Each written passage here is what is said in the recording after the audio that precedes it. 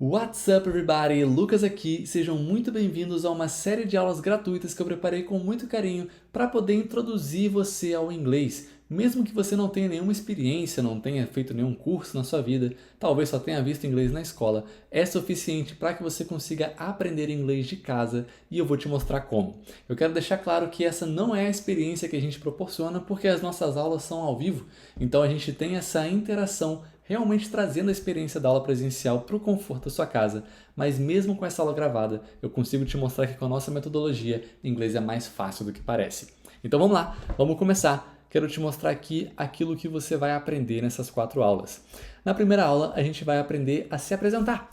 Então você vai perceber que é simples você conseguir aprender uma estrutura que você consegue se apresentar. Depois a gente vai utilizar esse mesmo tempo verbal para poder expandir um pouco o seu conteúdo, expandir um pouco as suas possibilidades e falar sobre coisas que você está fazendo. É bem interessante também. Na aula 3 a gente vai aprender outro tempo verbal, algo novo. Vamos falar sobre ações, coisas que eu gosto e não gosto de fazer. E por fim, para fechar, a gente vai utilizar tudo aquilo que você aprendeu para poder entender algo um pouquinho mais avançado, mas que é tão simples que você vai perceber que inglês é realmente uma língua muito tranquila de usar. Então, sem demorar mais, let's go, let's get right to the class. Então, para nossa primeira aula, eu peguei aqui o nosso livro e eu vou te explicar em cima do verbo to be como você consegue se apresentar. Então, vamos começar. No verbo to be, a gente tem 2 usos, você com certeza já ouviu esses usos na escola. A gente aprende que é sempre ser ou estar. E não está errado, mas um americano, uma pessoa realmente nativa, ela não traduz isso como ser ou estar, porque não faz sentido. Então ela pensa da seguinte maneira, olha só. Ela entende que existem 2 usos para o verbo to be. O primeiro sendo esse, ó. Used to talk about things that don't change, like physical characteristics, professions, personality, etc. It's a permanent state. Ou seja, é um estado permanente, é usado para falar sobre coisas que não mudam, como características físicas, profissões, personalidade e por aí vai. Então, tudo aquilo que você é a nossa parte permanente do verbo to be. E aí que entra o objetivo da nossa aula ao vivo. Eu vou ter que acreditar que você vai fazer o que eu estou te pedindo. Então, let's repeat. Let's repeat significa vamos repetir. Toda vez que eu der esse comando, você repete depois de mim, beleza?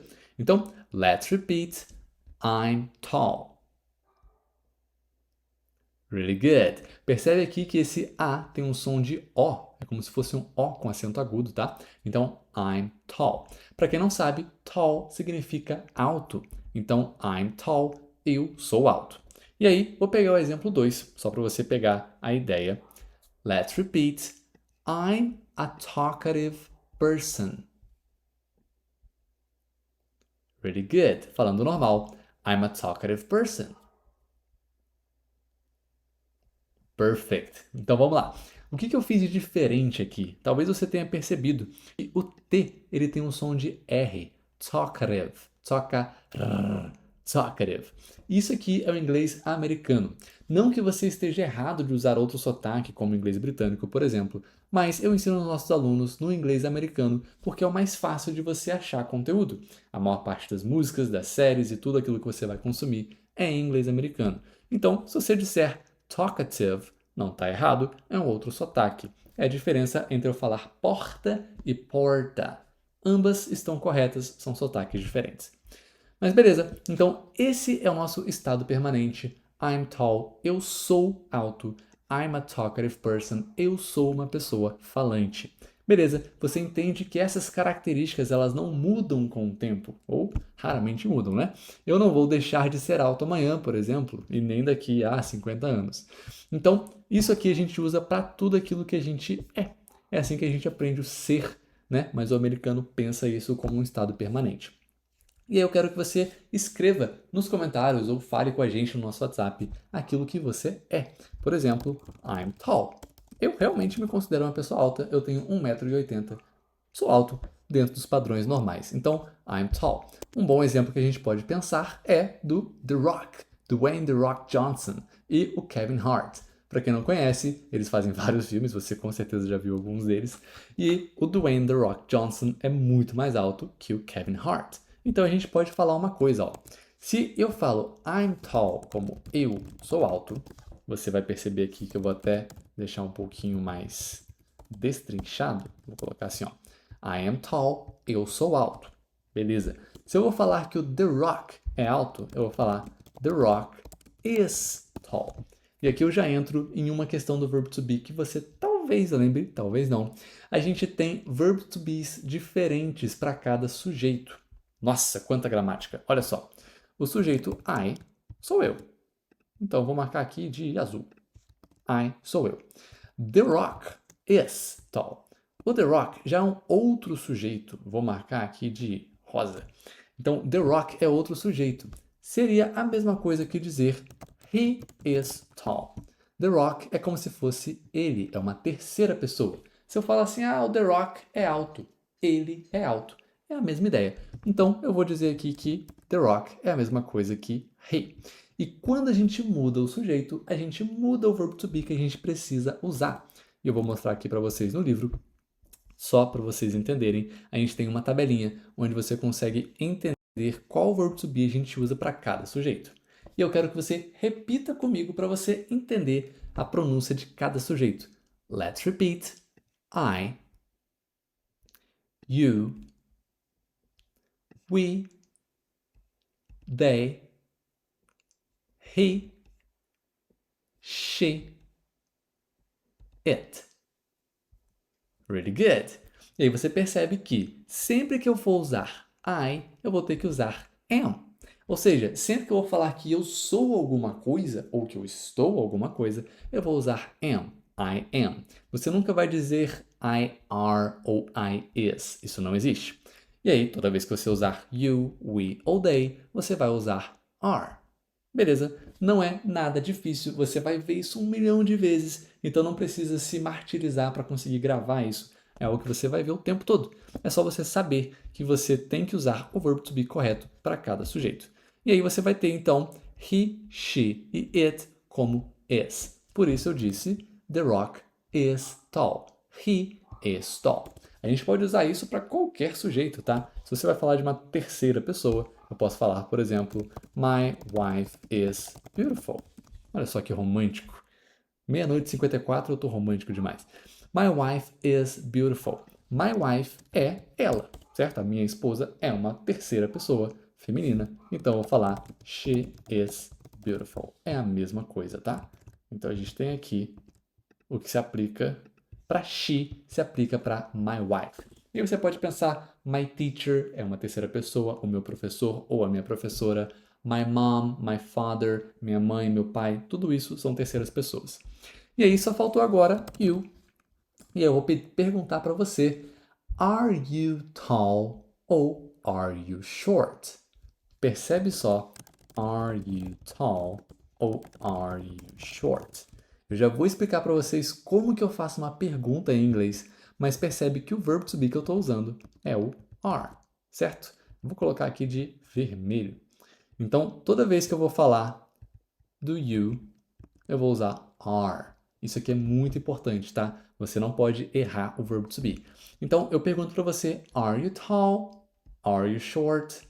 E aí você pode responder, se você for alto, yes, I am tall. Beleza? Sim, eu sou alto. Percebe? Eu estou falando que eu sou, I am. Aqui eu estou perguntando se você é, are you? Então a gente sempre usa o verbo to be correto com o sujeito. E aí, se você for alto, você não é baixo. E aí você pode falar, no, I'm not short. I sempre maiúsculo. Então, no, I'm not short. Eu já vou explicar para vocês certinho como que você faz uma negativa e como que você faz uma pergunta. Mas até aqui, vê se faz sentido aquilo que a gente viu. A gente aprendeu o quê? O verbo to be sempre está certo com o sujeito. Ele tá sempre ali casado com ele. I sempre vai usar am. He sempre vai usar is. You sempre vai usar are. Essa é a parte importante. A gente aprendeu também que o am, o is, o are, todos são verb to be's e eles são usados para falar que você é alguma coisa, um estado permanente. Ah, meu Deus, mas Lucas, a gente também não pode falar que eu estou alguma coisa? Sim, é o nosso estado temporário. Eu vou usar isso na próxima aula, então calma. Mas só para vocês entenderem a estrutura, isso aqui é a alma do inglês. Isso aqui é realmente algo que vai te guiar em todos os tempos verbais. Não tem como escapar disso, mas entender isso vai te ajudar demais em qualquer tempo verbal. Por mais avançado que seja, essa estrutura permanece. Então presta muita atenção. Vamos lá. Essa estrutura eu estou usando o verbo to be como base, mas ela funciona para outros tempos verbais, outras ferramentas, outros auxiliares. Vamos usar o verbo to be agora só para você entender. Se eu coloco aqui subject, significa sujeito. E aí eu tenho um verb to be. Esse verb to be está atrelado a esse sujeito. E a gente tem um complement, que é um complemento. Vou colocar uma frase para isso aqui fazer sentido. Vamos lá, ó. Deixa eu só colocar aqui structure. E aí vou colocar uma frase, por exemplo. I am, sei lá, fun. Eu sou divertido. Frase mais curta que isso impossível. I am fun. Eu sou divertido. E aí eu estou usando aqui o sujeito I. Por que eu usei o I? O verbo to be tem que ser am. E o complemento é fun. Poderia ser qualquer outra coisa, tá? Então, I am fun. São 3 elementos. I am fun. Beleza? E aqui, o que a gente vai fazer para conseguir deixar essa frase na negativa? Olha a diferença entre a afirmativa e a negativa. Eu sei que você é inteligente. Se você está vendo esse vídeo, você é inteligente. Você consegue perceber a única coisa a mais que tem aqui é um not. Mas o detalhe que eu quero te mostrar é que esse not ele sempre vai estar junto do verb to be. Existe algo que a gente chama no inglês de verbo forte.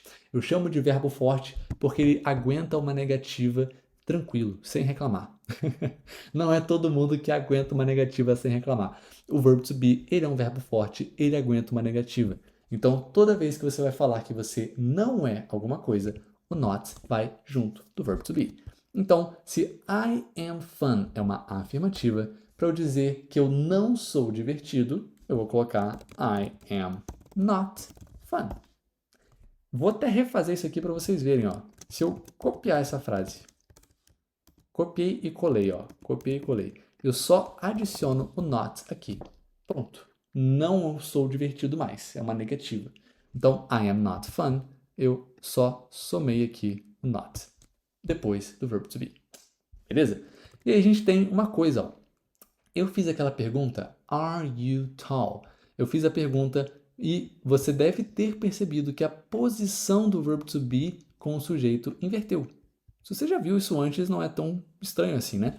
Então, o verbo to be ele vem primeiro toda vez que a gente faz uma pergunta. Então, eu vou voltar a pergunta para você aqui agora, ó. Are you fun? Mesma estrutura. Are you fun? Você é divertido? Percebe que o are continua casado com you. Isso nunca se altera. O que mudou foi só a posição. Se eu falo, por exemplo, you are fun, é uma afirmativa. You are fun. Você é divertido. Se eu faço uma pergunta, eu inverto a posição aqui, ó. Deixa eu sublinhar para você e deixar aqui o are em negrito, por exemplo. Ó. Então, you are fun é uma afirmativa. Are you fun é uma pergunta. Então, só de trocar a posição do verbo to be com o sujeito, pronto, a pergunta está feita. E isso já te ajuda demais, demais, demais. Mas eu sei que você ainda consegue entender um pouco além. Eu vou te mostrar uma negativa interrogativa. Pensa comigo.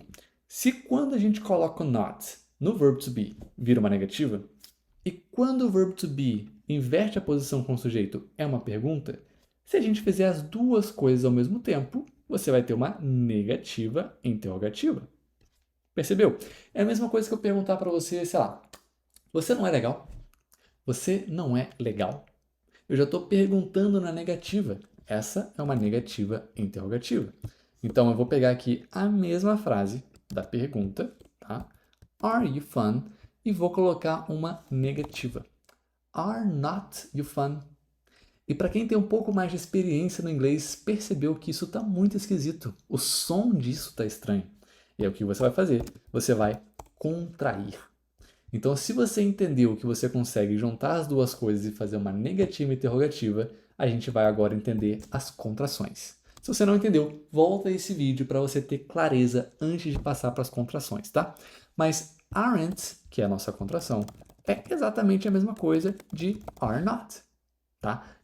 Tem casos que a gente usa um, usa os outro, casos que a gente usa um e casos que a gente usa outro. Tem casos que a gente quer expressar alguma coisa diferente e a gente separa, ou a gente quer expressar outra coisa e a gente junta. Sim, mas essencialmente eles significam a mesma coisa, tá? Então, aren't é a mesma coisa que are not. Se você fala I am junto, você pode falar I'm. I'm é a contração de I am. Aren't é a contração de are not. Você vai perceber que a gente tem isso para todos os verbos to be's. Ó, isn't é a mesma coisa que is not. A gente acabou não pegando esse exemplo, né? Posso até voltar aqui um pouquinho. Se eu estou falando, por exemplo, que o The Rock is tall, eu posso falar que Kevin Hart, só para quem não conhece, é esse aqui, tá? Kevin Hart, comediante muito bom, inclusive, is not tall. O Kevin Hart não é alto. E aí eu posso pegar essa mesma coisa e contrair. Pronto. Kevin Hart isn't tall. É a mesma coisa. Então, a gente entende agora que essas contrações, elas são uma forma mais fácil de você se expressar. E aí eu vou só mostrar para vocês que você pode contrair o sujeito com o verbo to be. Então, ao invés de falar I am, você fala I'm. Ao invés de falar you are, você fala you're. E agora você já deve estar imaginando. Let's repeat. Eu quero que você conheça a pronúncia das contrações. Let's repeat. I'm. Boa. You're. We're. They're. His. She's. It's. Really good. E aí você consegue também contrair a negativa. Do am not não tem, tá? Não tem como você juntar am not. O som não encaixa, não tem como juntar mais que isso. Mas do are not você pode falar let's repeat, aren't e isn't. Really good. Então are not vira aren't, is not vira isn't. E isso é o verbo to be. Eu acabei de te passar 12 anos da sua vida em, sei lá, 10, 15 minutos, não dá para ver o tempo aqui. Mas faltou só esse temporary state que eu vou te passar na próxima aula, justamente para a gente já linkar nas coisas que você está fazendo. Então, só para a gente revisar, a gente aprendeu aqui todos os verbos to be's, a gente aprendeu as contrações do verbo to be, a gente aprendeu os 3 verbos to be's, porque eles têm o am, o are e o is. E a gente também aprendeu a estrutura do inglês. Isso aqui é importantíssimo. Isso aqui é ouro demais. Então, se você consegue dominar essa estrutura no verbo to be, você consegue usar isso em qualquer outro tempo verbal, tá? A gente pode usar até em modais. Ai, meu Deus, o que são modais? Can é um modal de poder. No caso, poder, conseguir, fazer alguma coisa, tá? Eu posso dizer que I can play guitar. Eu consigo, eu posso tocar violão. Isso é o nosso verbo forte. O can é o nosso verbo forte da vez. Então, se eu for falar aqui, por exemplo, I can't play guitar. Eu não consigo tocar violão. Ou eu vou fazer uma pergunta. Can I play guitar? Eu estou me perguntando, né? Can I play guitar? Eu consigo tocar violão? Então, isso funciona para todos os tempos verbais. Sempre vai ter um verbo forte que você consegue manipular nessa estrutura. Isso é muito importante. Mas eu te vejo na próxima aula. E se tiver alguma dúvida, é só mandar uma mensagem. I'll see you there.